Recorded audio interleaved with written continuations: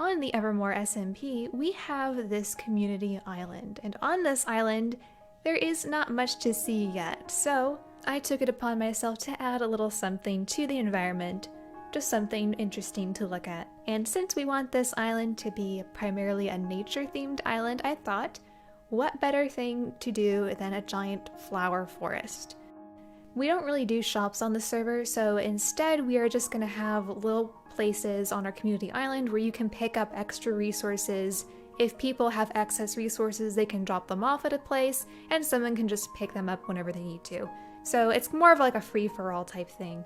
All that to say, this flower forest is primarily just a place where you can pick up extra flowers or dye as needed, or things of that nature. No pun intended. So that first flower I built was really just an experiment to see if I could kind of convert the inside of a flower into a building. It didn't turn out quite like I was hoping, but then again, when does anything do that?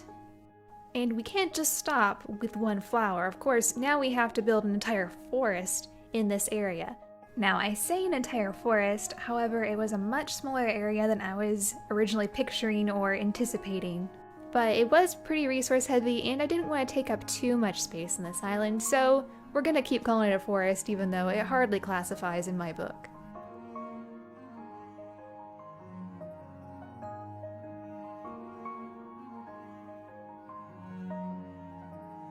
So far we have our yellow flower, which I don't know what kind of flower that is, a tulip, and now a daffodil, which might be one of my favorite flowers. I love so many flowers though, so it's very hard to choose.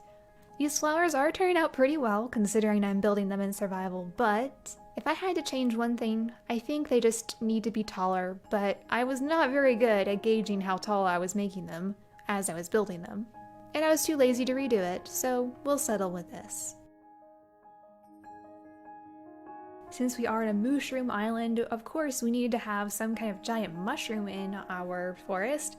I decided though to convert my mushroom into a little house. I say little, it ended up being a little bigger than I was thinking it was going to be, but it ended up working out well because it is supposed to be the focal point of this area. Plus it was good practice to create an organic structure in survival.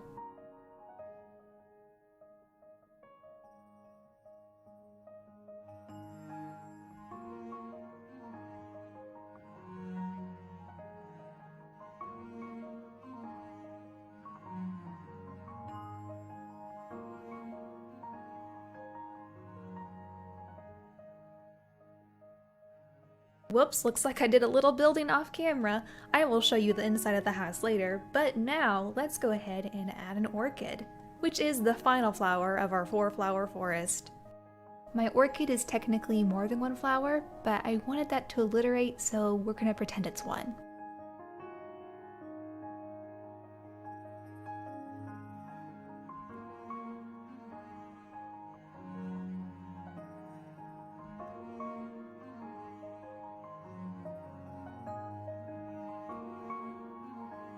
The final touches to our forest is adding tons and tons of grass sprigs everywhere, and I wanted this forest to look super dense, and the more grass I added, the more I realized this wasn't really getting the effect that I wanted.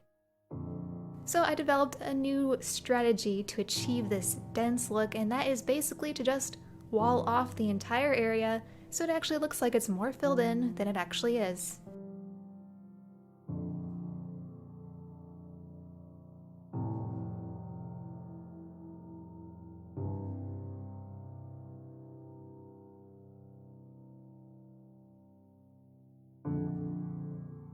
The last thing to do was to work on smaller details such as the ground, which honestly should have been the first thing I did, but I was making this up as I go, and it's very much lacking in green, so of course we had to add grass everywhere. And a nice little path that goes straight up to the mushroom house.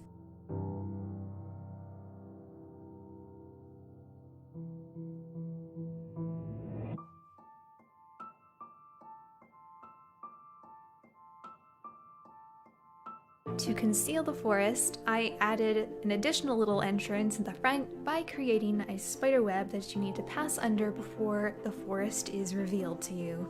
This time lapse was a little shorter, but now that it's done, I'm going to take you on a quick tour.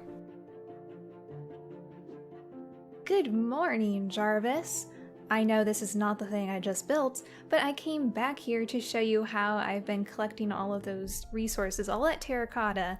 That build wasn't extremely big, but it did take me a while because I have been having to grind for all of those resources. So in here I have this completely stocked trading hall with all the necessities and all the block colors. Look at this. This took me forever to set up, but it was super useful for creating that forest that you just saw me build. And I just wanted to show this off because sometimes I do feel like I spent more time here than actually doing the build. So it was a lot of work, but definitely worth it. And this is our community island so far. We have this lovely portal that Cortezarino made for us, and then a giant spider over here, and that was pretty much all that existed before I made my little forest. And yes, that spider web was partially inspired by this giant spider who is guarding the forest. At least that's what I'm saying now. And then I did add my own little spider on my web too, because I feel like this web was way too small for that big guy over there. But anyway, here's the entrance to our forest.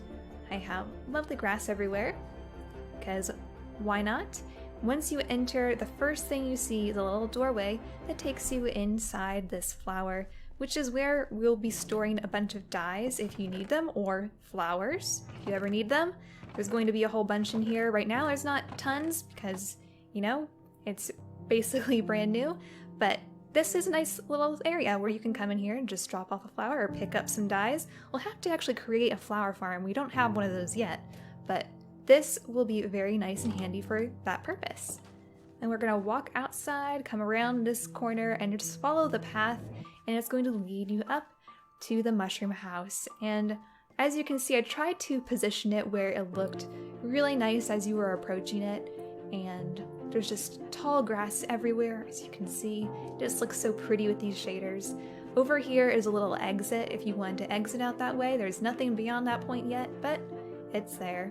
And we can go ahead and go inside this house. There's not much to see in here, but I'll show you around. It's actually a lot bigger than you might think it would be. So in here we have this little room and this main room here. It does have maybe 3 stories to it. Let's see, this is the 2nd story. Wait, it has 3 stories plus an attic if I'm not mistaken. This is the 3rd story. We have a little fireplace in here, and then this will take you up to the attic, which is just this teeny tiny room with the chimney continuing up there and then the window at the top. So there is no furniture, as you can see, but I did go through the trouble of at least covering the inside walls so it actually looks like a house, which was kind of difficult considering I built the structure. Well, I built the organic structure first and then tried to make it look more structural inside. I don't know if that makes much sense, but that's what I tried to do. So as you can see, the area really isn't that big, but it was a lot of work, and I think it turned out okay. If I had to do it over, I would definitely make it much bigger and much more expansive where you can explore more. This isn't a really huge area, but it did take me quite a while to build, and I guess it's not bad considering it's the first time I tried doing something like this. And that concludes this video. I hope you found it inspirational. Now I would definitely like to try this concept again, but take it much, much further, but we'll have to save that for another day. This was a good practice. Remember, I'm not the only one in this SMP. I will link to all of the other members below if you want to check out their content. I primarily do these time lapses, and I do live stream on this server in case you want to follow me on Twitch. That is where I do all my live streaming. And with all that said, I hope you have a great rest of your day or night, and I hope to see you again.